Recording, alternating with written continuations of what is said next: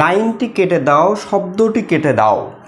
মাত্র একটি রুলস থেকে 18তম, 15তম, 14তম, 10ম এবং 9ম নিবন্ধনে বারবার প্রশ্ন আসছে। সেটির সমাধান হচ্ছে পেন থ্রু দ্য ওয়ার্ড, অর্থ হচ্ছে কেটে দেওয়া। তার মানে লাইনটি কেটে দাও, পেন থ্রু দ্য লাইন, শব্দটি কেটে দাও, পেন থ্রু দ্য ওয়ার্ড। তাহলে পেন থ্রু অর্থ হচ্ছে কেটে দেওয়া, এবং এখানে পেন শব্দটি কিন্তু হচ্ছে ভার্ব হিসেবে আসছে।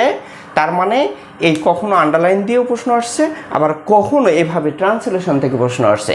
পেন থ্রু দ্য ওয়ার্ড অর্থ হচ্ছে কেটে দেওয়া, তার মানে লাইনটি কেটে দাও, তাহলে দাঁড়াচ্ছে যে পেন থ্রু দ্য লাইন, শব্দটি কেটে দাও, পেন থ্রু দ্য ওয়ার্ড।